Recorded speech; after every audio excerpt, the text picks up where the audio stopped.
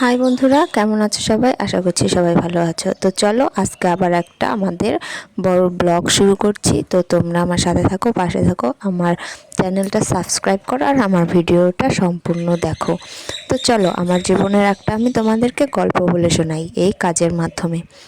তো যখন আমি প্রথম মা হব তখনও আমি জানি না যে আমার প্রেগন্যান্সি চলছে।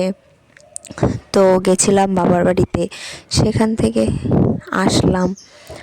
আসার পর যখন পিরিয়ডস মিস হলো তখনও আমি জানি না যে আমার প্রেগন্যান্সি চলছে। তারপর যখন টেস্ট করালাম তখন দেখলাম প্রথম টেস্টে কিছু আসেনি, একটা দাগ এসেছিলো। তো ভালো, আমি ভেবেছিলাম যে পিরিয়ডস হবে। তারপর যখন ধীরে ধীরে দেখলাম যে পিরিয়ডস হচ্ছে না, তারপর 5-6 দিন পরে আবার প্রেগন্যান্সি টেস্ট করলাম। তখন দেখি যে হ্যাঁ, প্রেগন্যান্সিটা আছে।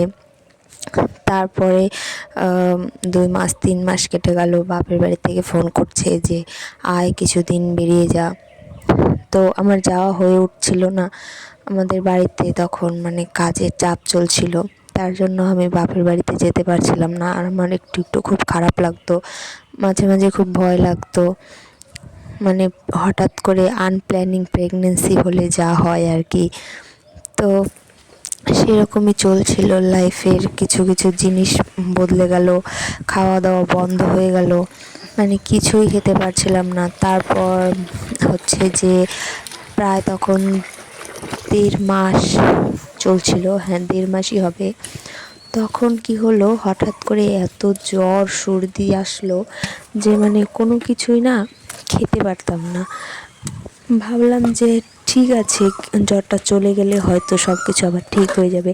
প্রথম প্রথম ভালোই সব কিছু খেতাম, প্রচণ্ড খিদে পেত, খেতাম। 1 মাস যখন চলছিল, তারপর 1.5 মাস যখন হলো তখন আর কিছু খেতে পারতাম না। তো চলো দেখতে দেখতে আমার কাজও অনেকটা এগিয়ে এসছে। তারপর খাওয়া দাওয়া ঠিক আর হলো না।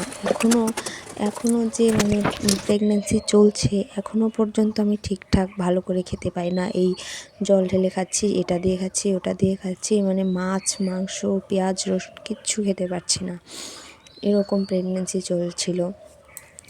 তো এখনও সেরকমই চলছে, জানি না কবে ঠিক হবে, কবে একটু ঠিক মতন খাওয়া দাওয়া করতে পারবো।